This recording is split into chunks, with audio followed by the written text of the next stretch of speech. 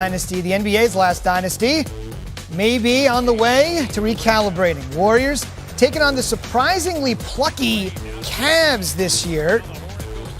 Nets are in the midst of an interesting schedule here for Cleveland. They had the Nets in a couple games. They've got Phoenix, Warriors tonight. We'll see what Kevin Love and company are made of. They go up 6, and then Rubio cuts through for the easy 2. Cavs take an 8-point lead. Remember, they're playing without Evan Mobley, their young rookie out of USC, probably going to be out 2 to 4 weeks. Love, who has made it clear he doesn't love it from time to time in Cleveland. Taco Fall misses the free throw here, but look at the second effort. The Cavs take a 13-point lead into the fourth. Have we ever done a SportsCenter highlight that hasn't had Steph Curry featured in like the first minute when it's the Warriors? Let's make up for some lost time. Curry from downtown. The deficit is down to 10. Remember, he had 9 threes against the Nets on Tuesday nights. Just remember that. Curry again, 7-point game. You know who the reigning NBA player of the week is? It's Steph Curry. From downtown again, it's a 4-point game. JB Bickerstaff is like, uh-oh, I wish games were 3 quarters long. Damian Lee. Wow, Warriors tie it all the way back. And then, it's not all threes. Easy 2s are part of his game as well. Warriors take the lead. And then, Steph, on the beautiful reverse finish. It's a 4-point game. And then Dre to Steph with Clay eventually coming. Wow. Warriors win. Curry, 20 in the fourth. 9 triples again. Steve Kerr knew how to shoot the ball, and he can admire those that shoot the ball well. Well, he's one of the greatest players in the history of the game, and he's the greatest three-point shooter of all time. And the way he moves off the ball, he's so strong and fluid, and he understands the game on and off the ball.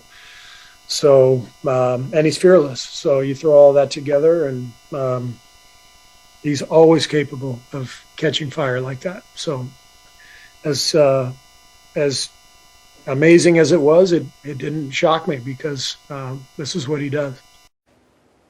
Stan, I think it's pretty clear we're starting to take this guy for granted, even the way Kerr's talking. Curry finished with 9 threes, including 4 in the fourth. It's his 10th game since the start of April. Listen to this. 10th game since the start of April with 9 threes, which is more than anyone else in the history of the league has had in their career. Just let that marinate in your head for a second. It's astounding. Curry also posted his 53rd career game, dropping at least 40, and his 15th since he turned 32. Passing the great scorer Alex English of the Nuggets for third most 40-point games after turning the age of 32 in NBA history, trailing only, his airness and the late, great Kobe Bryant. Shortest odds to win the title, currently plus 260 at Caesars Sportsbook, while the next shortest odds belong to the Lakers at 6-1. Warriors at 7-1. Not a lot of buy-in, I guess, in Vegas at the moment. Bucks 8-1. Only other team shorter than 12-1, which is where Utah is to round out the top 5.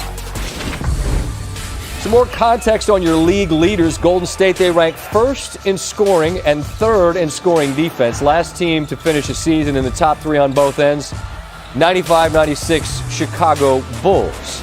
In his 13th season, Steph Curry leads all players with a plus 195 plus minus.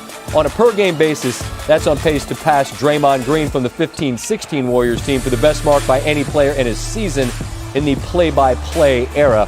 If you're interested, that dates back to 96. Curry also leads all players, 76 threes, most through 14 games in a season by any player all time, passing his own mark of 71 in that same 15-16 season. As promised, JJ Reddick back to give us more context on this, and you're a man that fairly said made your living shooting a basketball, top 20 all-time in threes made and in three-point shooting percentage. And I want to dive into Steph, but first I want to show you something here. I want to see what you remember about this night in particular. Is it any clarity about this night? I know exactly what this night is. What is this night? It's my 9 three-point game of my career. Okay. Yeah. Yeah, I mean, you went for 40. It was also the only 40 ball I had in the NBA. Really? Yeah. So a 40-piece and 9. You say it was the only 9-3 night I had, as if that, like, 9's a lot in a game, isn't it? Not if you're Steph.